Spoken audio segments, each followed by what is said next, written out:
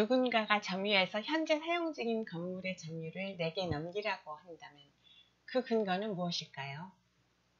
내 것이니까 돌려달라, 아니면 뭔가 내가 점유를 취득할 수 있는 무언가 계약성 권리가 있어서 그 권리에 기해 청구를 하는 것입니다. 전자의 경우, 그러니까 내 것이니까 돌려달라는 것은 소유권에 기한 권리 행사고요. 후자는 계약상 권리에 기한 반환 청구겠죠. 계약상 권리의 경우 가장 대표적인 경우는 임대차 계약에 따라 빌려준 건물인데 이제 임대차 계약이 종료되었으니까 임대차 계약에 따라서 임대인인 나에게 반환을 하라는 것입니다. 그래서 건물 인도 청구의 권한은 이렇게 정리가 됩니다. 소유물 반환 청구권, 아니면 계약에 기한 반환 청구권. 그 계약의 대표적인 건 임대차겠죠. 소유물 반환 청구권을 보시면 213조에서 소유자는 그 소유에 속한 물건을 점유한 자에게 반환을 청구할 수 있다. 그러나 점유자가 그 물건을 점유할 권리가 있는 때에는 반환을 거부할 수 있다라고 하고 있습니다. 소유물 반환 청구의 경우에 소송물은 소유권이 아니라 소유권에 기한 물권적 청구권, 즉 반환 청구권입니다. 그렇기 때문에 소유권에 기한 토지인도 청구를 인용한 확정 판결의 경우에 그 이유에서 소유권의 존재를 확인하고 있는 경우라도 소유권 존부에 대한 기판력은 생기지 않습니다. 계약에 의한 반환 청구권은 결국 그 계약의 내용에 따라서 구체적인 게 정해질 거고요. 어쨌든 이와 같이 외형적으로는 동일하게 보이는 건물 인도 청구라 하더라도 소유권에 기한 물권적 청구권 행사로서 건물 인도 청구인가, 아니면 임대차 계약의 종료에 기한 목적물 반환 청구권으로서 건물 인도 청구권인가에 따라 소송물이 달라지는 겁니다. 행사하는 권리가 다르니까요. 그래서 청구 원인에서는 당사자가 행사하고 있는 권리가 어느 쪽인지를 분명하게 밝혀야겠지요. 만약에 두 가지를 동시에 행사하고 싶다 그러면 그거는 선택적 병합이 되는 것입니다. 먼저 소유물 반환 청구에 대해서 보도록 하겠습니다. 소유물 반환 청구를 하고자 하는 경우에 피고가 누가 돼야 될까요? 누구에게 청구할 겁니까? 213조의 그 소유물 반환 청구권의 문헌을 보시면 소유자는 그 소유에 속한 물건을 점유한 자에 대해 반환을 청구할 수 있다라고 해서 그 법조문에는 그 물건을 점유한 자를 상대방으로 지정하고 있죠. 자, 소유권은 배타적으로 그 물건을 사용 수익할 수 있는 권리를 포함합니다. 그런데 사용 수익하려면 일단 점유를 해야 되지 않겠습니까? 그렇기 때문에 점유권은 소유권의 한 권능에 불과합니다. 자, 그렇다면은 누가 내 허락 없이 내 물건을 점유하고 있다. 그건 곧 그 사람이 내 소유권을 침해하고 있다는 거죠. 그래서 민법 213조의 문헌에서 말하는 그 소유에 속한 물건을 점유한 자라는 것은 결국 내 소유권을 침해한 자라는 의미가 됩니다. 그러니까 소유물 반환 청구권의 피고는 내 소유를 침해한 불법 점유자인 것입니다. 이와 같은 소유물 반환 청구권을 행사하고자 할 경우에 소유물 반환 청구권이 발생하기 위한 권리 발생 요건 사실은 뭡니까? 첫 번째, 원고가 목적물을 소유하고 있다. 즉 내가 소유자다. 두 번째는 피고가 목적물을 점유하고 있다. 그렇죠? 이 점유 자체가 바로 나의 소유권을 침해하는 거기 때문에. 근데 여기서 말하는 점유하고 있다라는 것은 원고의 소유권을 현실적으로 방해하는 직접 점유를 말하는 것입니다. 그렇기 때문에 불법 점유를 이유로 목적물의 인도를 청구하려면 현실적으로 그 목적물을 점유하고 있는 자를 상대로 해야 되는 겁니다. 불법 점유자라 하더라도 그 물건을 다른 사람에게 인도해서 지금 소송을 하는 이 시점에는 그 사람은 현실적으로 점유하고 있지 않습니다. 그런 경우에는 그 사람을 상대로 한 인도 청구는 부당한 것입니다. 즉 제3자에게 부동산을 임대한 간접 점유자를 상대로 소유권에 기한 인도 청구를 하게 되면 그것은 주장 자체로 이유가 없게 됩니다. 반면에 내가 점유해도 좋다고 허락을 했다면 상대방은 적법한 점유 권한을 보유한 거죠. 그러니까 그 사람은 나한테 반환할 필요가 없습니다. 다만 그 부분은 피고가 알아서 주장 애칭해야 되죠.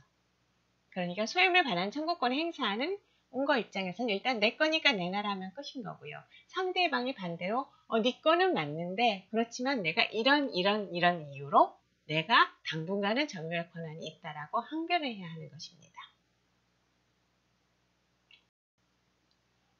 건물 임대인 자격에서 임대 목적물의 반환 청구권을 행사해서 건물 인도를 청구하는 경우라면 임대인이 행사하는 반환 청구권은 계약에 기초한 채권적 청구권이죠.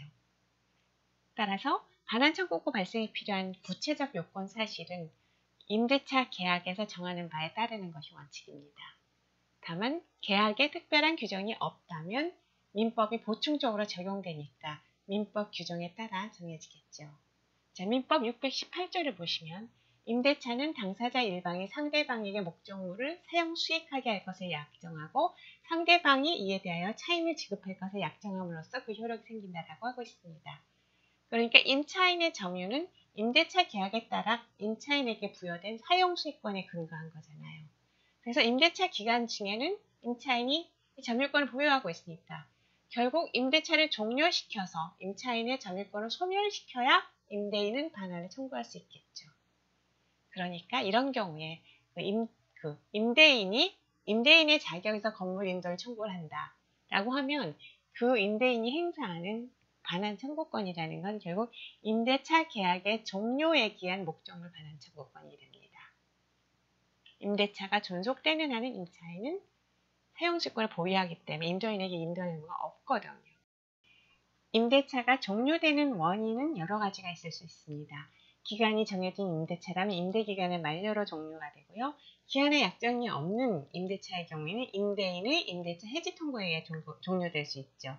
또 기한의 약정이 있는 경우라 하더라도 그 임차인이 차임을 연체하거나 무단 전대하거나 이렇게 임대차 계약을 위반하는 경우에는 계약 위반을 이유로 임대차가 종료될 수도 있겠죠. 이와 같이 다양한 원인에 의해 임대차가 종료되면 그 결과 임차인의 반환 의무가 발생합니다. 그러니까 이렇게 임대차 종료를 초래하는 각각의 원인들은 독립된 공격 방어 방법에 불과합니다. 소송물은 임대차 계약을 종료에 기한 목적물 반환 청구권 자체입니다. 그런데 하나의 임대차 계약에서 그 임대차가 특정 일자에 종료될 수 있는 사유는 동시에 여러 가지가 함께 존재할 수도 있습니다. 이 판결의 사례도 그런 경우입니다. 이 판결의 경우에는 기한의 약정이 없는 임대차였습니다. 원고의 주장에 따르면 민법 635조에 따르면 기한의 약정이 없는 경우에는 언제든지 바로 계약을 해지하는 것이 가능하죠. 한편 민법 640조에 따르면 2기 이상 차임을 연체하면 임대인은 임대차 해지가 가능합니다. 그렇다 그러면은 임대인은 이 두 가지 사유 중 아무 사유를 들어서라도 임대차를 해지할 수 있습니다. 이 경우에 기한이 약정이 없는 임대차라 해지하였다는 주장하고 2기 이상 차임이 연체되어 해지하였다는 주장은 각각 별개의 독립한 공격 방어 방법입니다. 자, 변론주의 원칙에 따라 법원은 당사자가 주장한 공격 방어 방법에 대해서만 판단할 수 있습니다. 이 판결은 바로 그 점을 얘기하고 있는 것입니다. 이 사건에서 만약 원고가 2기 이상의 차임이 연체되어 2020년 5월 1일자로 해지 통지를 하였으므로 5월 1일에 임대차가 종료되었다고 주장을 했다고 칩시다. 그런데 재판부가 들여다보니까 차임이 한 번만 밀린 겁니다. 그러면 원고의 주장은 받아들일 수가 없지요. 그런데 재판부에서 법원에 제출된 계약서를 들여다보니까 이게 기한의 약정이 없는 임대차입니다. 그러면 사실 2020년 5월 1일자 해지 통지는 여전히 적법하죠. 그렇지만 이거는 서로 다른 공격 방어 방법이기 때문에 이거를 원고가 주장을 안 했다고 하면 재판부는 이걸 인정할 수가 없다는 것이 판례의 취지입니다. 그렇다면 그렇게 해서 패소한 원고가 이제 기한의 약정이 없는 임대차니까 5월 1일자 해지 통지는 적법하다. 그래서 임대차는 여전히 2020년 5월 1일에 종료되었다고 주장하며 다시 소송을 할 수 있겠습니까? 이런 경우에 두 소송의 소송물은 모두 2020년 5월 1일 임대차 종료로 인한 반환 청구권이 됩니다. 그러니까 소송물이 동일한 것입니다. 결국 중복 제소가 되어 두 번째 소송은 각하되겠죠. 그러므로 2020년 5월 1일자로 임대차가 종료되었다고 주장하며 임대차 목적물의 반환을 구하는 소송이라면 2020년 5월 1일자로 임대차를 종료시킬 수 있는 사유를 모두 다 그 소송에서 주장하여야 하는 것입니다.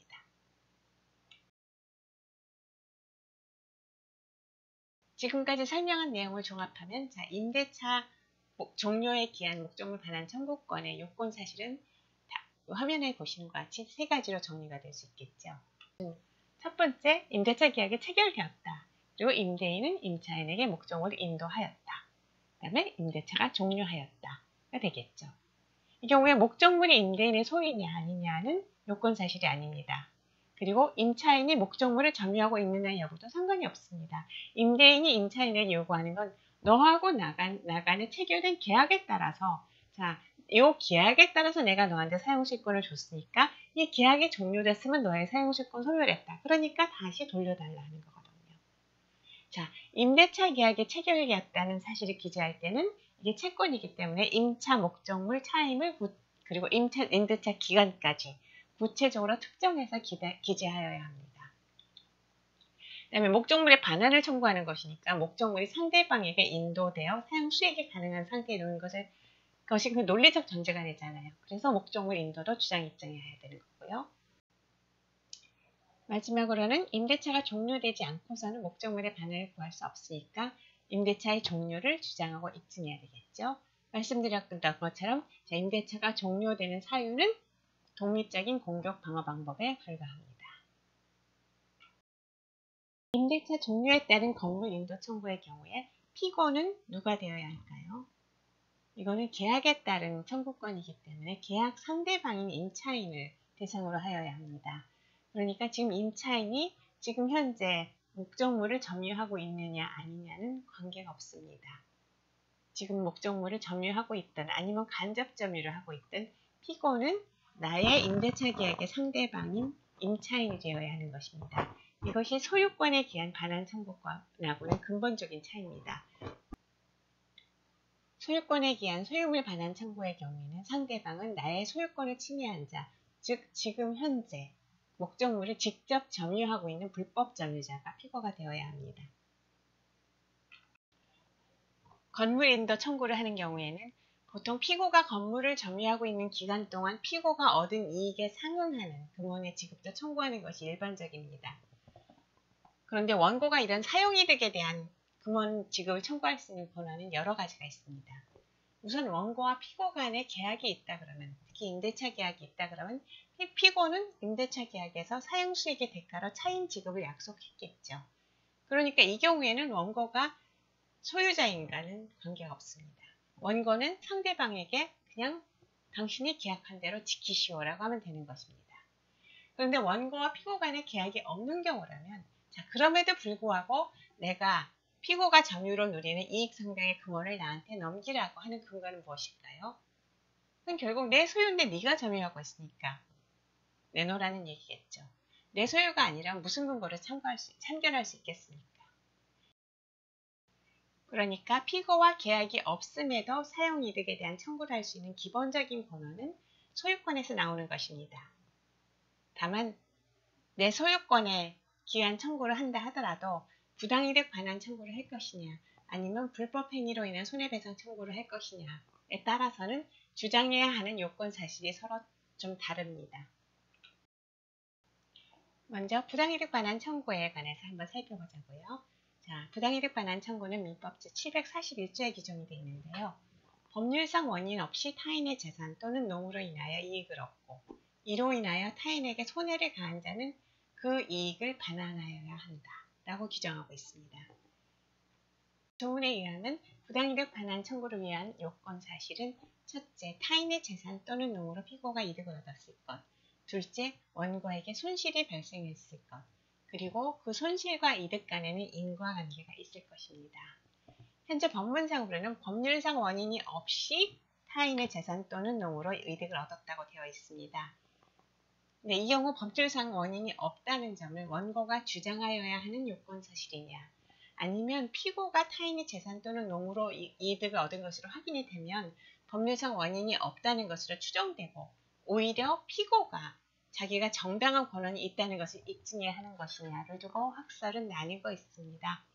그래서 안전하게 부당이득 반환을 청구하는 소장에는 법률상 원인이 없다는 점을 주장해 두는 것이 바람직합니다. 부당이득 반환이 청구하기 위해서는 타인의 재산 또는 놈으로 피고가 이득을 얻었을 것, 법률상 원인이 없이요. 원고에게 손실이 있을 것, 이득과 손실 간의 인과관계가 있을 것을 주장하면 충분하고요. 수익자가 선이냐 악이냐는 요건사실이 아닙니다. 그러니까 수익자의 선이냐 악이냐는 다만 반환의 범위에만 영향을 미칠 뿐이고요. 수익자가 선이든 악이든 법률상 원인이 없이 이득을 얻고 상대방에게 손실을 입히게 되면은 부당이득 반환 청구권은 일단 발생합니다. 그런데 부당이득 반환 청구와 관련해서 말하는 이 이득이라는 것은 실질적인 이득을 말하는 것입니다. 그러므로 상대방에게 실질적인 이득이 없는 경우에는 부당이득 반환 청구가 가능하지 않습니다. 이 판례에서 보시면요. 임차인이 임대차 계약 종료 이후에도 동시에 항변권을 행사하는 방법으로 목적물의 반환을 거부하기 위하여 임대차 건물 부분을 계속 점유하기는 하였으나 그러니까 임대차는 종료됐지만 임대인이 보증금을 돌려주질 않으니까 동시에 항변권을 행사해서 계속 지금 점유를 하고 있는 겁니다. 그렇지만 이를 본래의 임대차 계약상의 목적에 따라 사용 수익하지 아니하여 실질적인 이득을 얻은 바 없는 경우에는 그러니까 안 쓰고 있는 거죠. 그냥 반환을 거부했을 뿐이지. 자, 이런 경우에는 그로 인하여 임대인에게 손해가 발생하였다고 하더라도 임차인의 부당이득 반환 의무는 성립되지 아니한다라고 판시하고 있습니다. 즉 임차인에게 실질적인 이득이 없다면 부당이득의 반환의 요건 중에 그 이득이라는 요건이 충족되지 않았기 때문에 아무리 임대인이 손해를 입었어도 그 부당이득 반환 의무는 발생하지 않는다는 것입니다. 앞의 사례는 동시행 항변권을 행사하는 경우였기 때문에 임차인의 점유는 적법했던 경우죠. 이번에 보는 사례는 임차인이 동시행 항변권도 없이 점유하고 있는 경우입니다. 예를 들면 밀린 임대료와 상계하고 나니까 돌려줄 보증금이 없는 상태에서 임대차가 종료되었다고 칩시다. 이렇게 되면 임차인은 동시행 항변권이 없기 때문에 바로 목적물을 반환해야 합니다. 그런데 이 상태에서 반환하지 않고 임차인이 계속 점유를 하면 그때부터는 불법 점유인 거죠. 하지만 그렇더라도 실제로 임차인이 사용수익을 안 해서 실제로는 이득을 누리고 있는 것이 없다라고 하면 예를 들면은 임차인이 문 잠궈놓고 흥망불명 되어버린 경우입니다. 이런 경우 아직 임차인의 점유하에 있기는 하지만 임차인이 사용수익을 해서 이익을 얻는 것은 아니죠. 자, 이런 경우에는 부당이득 반환 청구는 불가하다는 것이 이 판결의 취지입니다. 왜냐하면 이런 경우에는 임차인에게 실질적인 이득이 없기 때문이라는 거죠. 이 판결도 같은 얘기를 하고 있습니다. 부당이득 반환에 있어서 이득이라 함은 실질적인 이익을 가리키는 것이므로 법률상 원인 없이 건물을 점유하고 있다고 하더라도 이를 사용 수익하지 못하면 실질적인 이익을 얻었다고 볼 수 없다. 그러니까 결과적으로 부당이득 반환 청구 대상은 아니라는 거죠. 자, 이런 상황에서 부당이득 반환 청구가 안 된다면 그럼 건물 주인은 어떻게 해야 되죠? 상대방은 이익이 없을지 몰라도 내 소유 건물을 상대방이 점유하고 있어서 내가 사용을 못한다면 나한테 손해는 있지 않습니까? 자, 이런 경우에 건물 주인은 어떻게 합니까? 이럴 때 고려해 볼 수 있는 수단이 바로 손해배상 청구입니다. 자, 그럼 손해배상 청구를 하기 위한 요건이 무엇인지 살펴보도록 하겠습니다. 불법행위에 관해서 민법 제750조는 고의 또는 과실로 인한 위법행위로 타인에게 손해를 가한 자는 그 손해를 배상할 책임이 있다라고 규정하고 있습니다. 자, 민법 법문에서 고의 또는 과실로 인한 위법행위로 타인에게 손해를 가한 자라고 하고 있으니까 결국 요건 사실은 가해행위, 위법성, 가해자의 고의 또는 과실, 피해자의 손해, 그리고 가해행위와 손해 발생 간의 인과관계겠죠. 이런 요건이 충족되면 그것만으로 손해배상 청구권은 일단 발생합니다. 반면 성립 장애 내지는 관련 요소로 규정하고 있는 가해자의 책임 무능력이나 가해자의 위법성 조각 사유 또는 과실상계 등은 상대방이 주장해야 할 항변 사유고요. 소멸시효도 마찬가지로 항변 사유입니다. 그러니까 손해배상 청구를 하기 위해서는 일단 원고는 이 5가지 요건만 주장하고 입증하면 됩니다.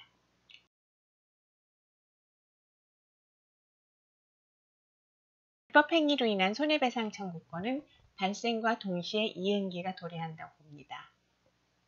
즉, 불법행위 시부터 불법행위 시에 바로 손해가 발생하잖아요. 그러니까 불법행위 시부터 바로 이행기에 있기 때문에 별도의 이행 청구가 필요하지 않고요.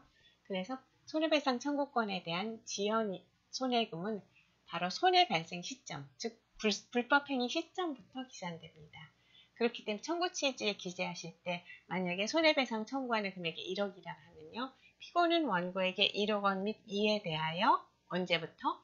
여기에는 불법행위가 발생한 그 날짜를 써주시면 됩니다. 그 불법행위 발생일부터 이 사건 소장 부권 송달일까지는 나머지는 뭐 일반적인 청구랑 같습니다. 근데 만약에 불법행위자가 여러 명이라 그러면 이 피고들은 부진정 연대 책임을 지기 때문에 그 취지를 나타내기 위해서 피고들은 각자 원고에게 1억 원 및 이에 대하여 2014년 4월 1일부터 요 2014년 4월 1일은 바로 불법행위 발생일입니다.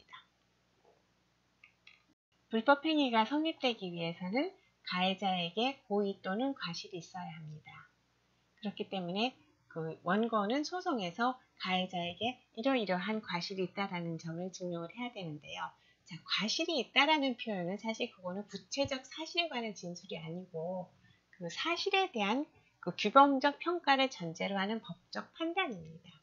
그러니까 원고가 피고에게 과실이 있다고 주장할 때 피고 역시 피고에게 과실이 있다라는 것을 인정한다라고 하면은 양 당사자의 주장이 일치하는 것 같기는 합니다만 사실 엄밀히 따지면 이거는 자백은 아닙니다. 과실이라는 용어는 법적 추론을 포함하고 있는 불확정 개념입니다.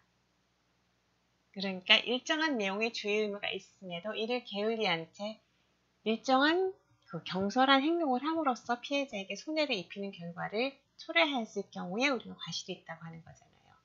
그런데 자백은 사실에 대한 것이므로 자백을 해야 되는 대상은 구체적으로 어떤 주의 의무를 어떻게 위반해서 어떤 행동을 하였느냐 하는 사실관계에 관한 것입니다.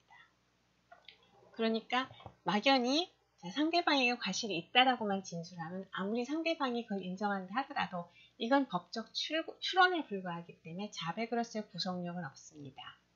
당사자가 과실이 있다, 없다 등의 법적 판단을 할 권한은 당사자에게는 없습니다. 이건 재판부 역할입니다. 그러니까 그 불법행위로 인한 손해배상 청구를 하기 위해서 그 과실을 주장할 때는 구체적으로 어떤 주의 의무를 피고가 어떤 식으로 위반했다라는 것을 원고가 주장을 해야 되고요. 요 원고의 그 사실관계에 대한 주장을 피고가 인정하면 그게 피고는 이제 자기에게 과실이 있다라고 자백을 한 것이 되는 것입니다. 다만 실제 재판에서는 당사자들이 뭐 용어 구사가 그렇게 정확하지는 않기 때문에 변론의 그 전 취지를 종합하여 볼 때 당사자가 사용한 이런 표현이 법적 추론의 전제가 되는 이 구체적인 사실을 일괄하여 자백했다고 보이는 경우에는 과실이 있다라는 막연한 표현도 그러한 사실에 대한 자백으로 가지고 재판을 진행하는 것이 일반적입니다. 그렇기 때문에 여러분들이 기억하셔야 할 것은요. 손해배상 청구를 할 때 원고로서 피고에게 과실이 있다라고 주장을 하기 위해서는 막연히 과실이 있다 이렇게 주장하는 꼭 그치면 안 되고요. 피고에게는 어떠한 주의 의무가 있음에도 불구하고 이를 게을리한 채 경솔하게 어떠한 행동을 함으로써 주의 의무를 위반하였다 이렇게 구체적으로 주장을 하셔야 하는 겁니다. 과실상계제도라는 것은 채권자인 피해자가 신의칙상 본인에게 요구되는 주의 의무를 다하지 않았다. 그런 경우에는 공평의 원칙에 따라서 이 손해를 분담시키는 게 맞죠. 그래서 손해의 발생에 관해서 이 피해자인 채권자의 부주의를 참작하고자 하는 것입니다. 그렇기 때문에 단순한 부주의라도 그로 말미암아 손해가 발생하거나 확대된 원인을 이루었다면 피해자에게 과실이 있는 것으로 보아서 과실상계를 할 수 있습니다. 피해자에게 과실이 인정된다면 변론에 제출된 모든 자료를 종합해서 볼 때 피해자에게 과실이 인정된다. 그러면 법원은 손해배상의 책임 및 그 금액을 정함에 있어서 이를 무조건 참작해야 됩니다.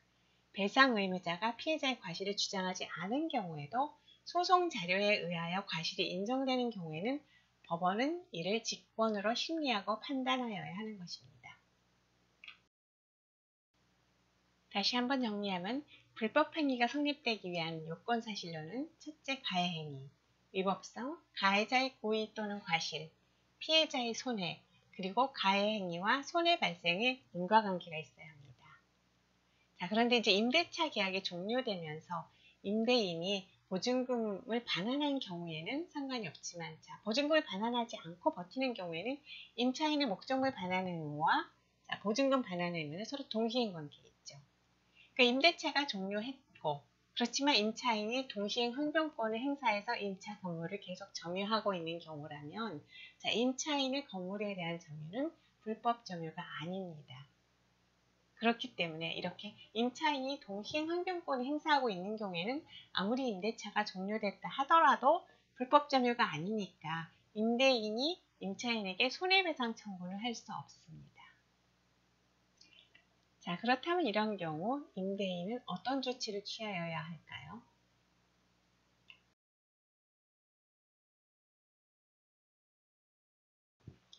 이 사안은 원래 피고가 원고들 소유의 대지를 임대해서 그 지상의 건물을 소유하는 경우였습니다. 그런데 그 대지 임대차 계약이 적법하게 해지가 된 것입니다. 임대차 계약이 해지된 이후에는 그 건물이 그 지상에 존재할 권한이 없어졌으니까 그런 건물을 소유하는 피고는 원고들의 토지를 불법 점유하는 것이죠. 자, 이런 경우에 이렇게 권한 없이 타인의 토지를 점유하는 경우에 점유자는 차임 상당의 이득을 얻고 상대방은 차임 상당의 손해를 입은 것으로 추정한다는 것이 대법원의 입장입니다. 따라서 이러한 경우에 해당 토지 차임 시세가 입증되면 구체적인 손해액이나 이득액을 따로 입증할 필요는 없겠지요. 이 사례 같은 경우는 이미 기존에 임대차 계약이 있었기 때문에 기존 임대차 계약에 따라 지급하던 차임이 결국은 그 피고가 얻는 이익이고 원고가 입는 손해로 추정이 되는 것입니다.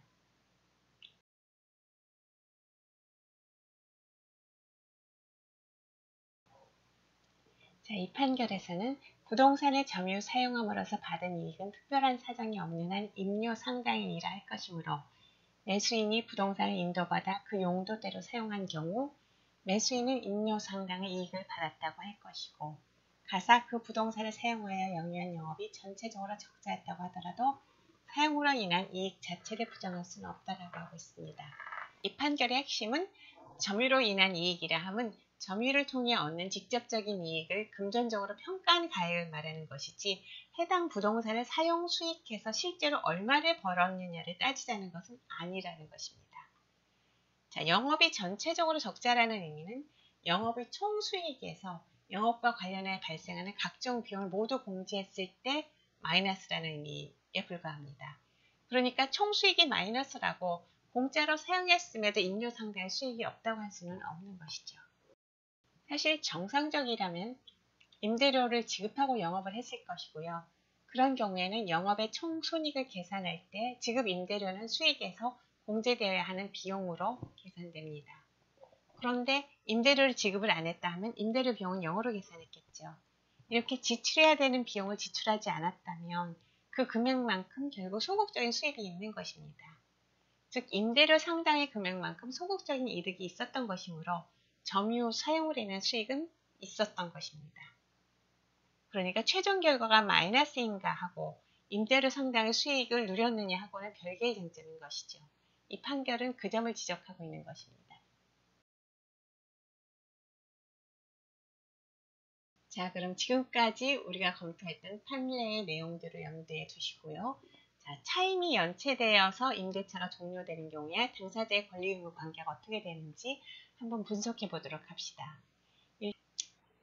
자, 차임이 연체되었다 하더라도 그 차임 연체를 이유로 임대인이 정식으로 임대차를 해지하기 전까지는 임대차는 존속합니다.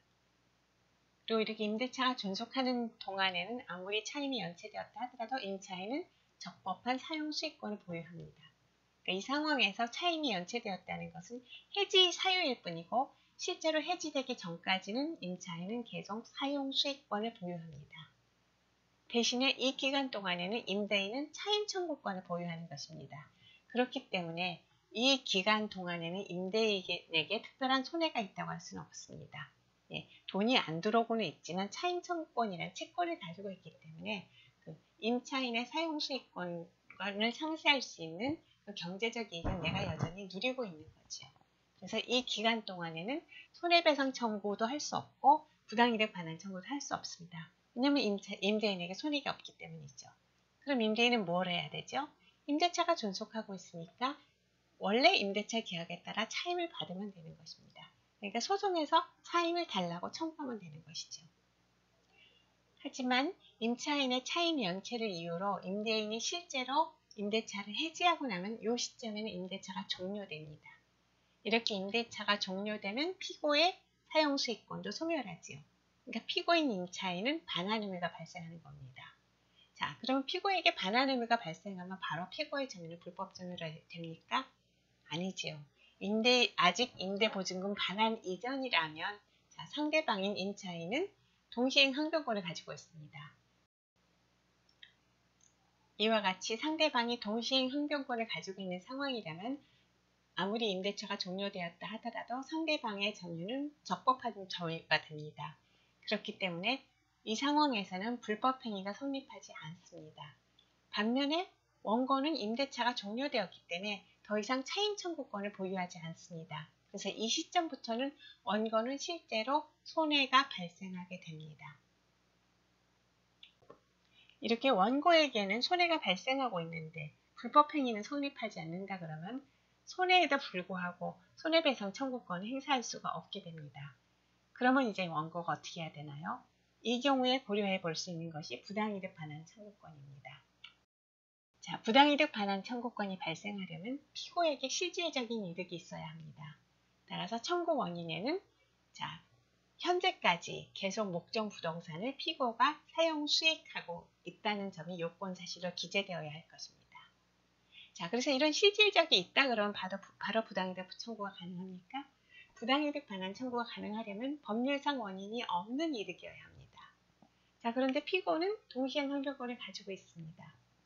그럼 이게 번호를 가지고 점유를 하는 것이니까 법률상 원인이 없는 이득이 아니지 않은가 하는 생각이 들 수도 있습니다. 그런데 피고가 보유하고 있는 동시행 항변권의 성격이라는 것은 보증금 반환 시까지 토지 임대를 거부할 수 있는 권한에 불과합니다. 피고가 점유하고서 사용 수익을 할 수 있는 권리는 피고의 사용 수익권에서 나오는 것인데 이 사용 수익권은 임대차 종료로 소멸했습니다.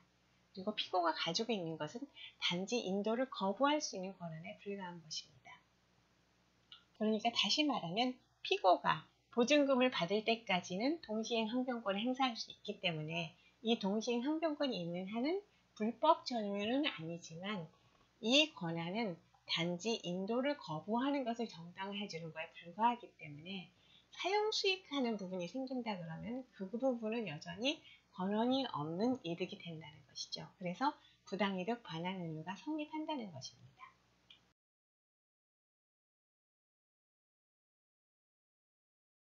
최종적으로 정리하면 이렇게 됩니다.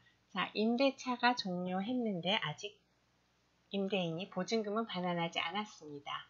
그런 상황에서 임차인이 목적물을 사용 수익하게 되면 이 경우에는 불법 점유는 아닙니다. 보증금이 반환되지 않았기에 동시행 항변권을 갖고 있어서 불법 점유는 아니지만 적어도 사용 수익권은 소멸했기 때문에 임차인이 얻은 그 이익은 권한이 없는 이익이 됩니다. 그렇기 때문에 결론적으로 부당이득 반환 청구는 가능합니다. 하지만 손해배상 청구는 안 됩니다. 반면에 임대차가 종료되었고 임대인은 보증금을 모두 반환하였습니다. 이 경우에는 임차인은 더 이상 동시행 항변권이 없습니다. 이런 상황에서 임차인이 임대 목적물을 반환하지 않고 계속 사용 수익한다면 이 경우에는 불법 점유에 해당합니다. 또한 임차인이 사용 수익함으로써 누리는 그 이익은 권한이 없는 이익이 됩니다. 따라서 부당이득 반환 청구도 가능하고 손해배상 청구도 가능합니다. 그래서 이런 경우에는 원고는 부당이득 반환 청구권 또는 손해배상 청구권을 선택적으로 행사할 수 있습니다. 이 경우는 임대차가 종료되었지만 아직 임대인이 보증금을 반환하지 않은 상황입니다. 그런데 이 상황에서 임차인이 아직 목적물을 점유하고 있기는 하지만 사용수익을 하지 않고 있습니다. 자, 이런 상황이라면 아직 임대인이 보증금을 반환하지 않았기 때문에 불법 점유는 아닙니다. 그렇지만 임차인이 사용수익을 하고 있지 않기 때문에 실질적인 이득이 없습니다. 임차인에게는. 이렇게 되면은 비록 임대인은 계속 손해를 보고 있지만 불법행위가 아니기 때문에 손해배상 청구도 가능하지 않고 임차인에게 실질적인 이득이 없기 때문에 부당이득 반환 청구도 가능하지 않습니다. 오늘 수업은 이것으로 마치도록 하겠습니다. 오늘 드리는 퀴즈는 화면에서 보시는 바와 같습니다.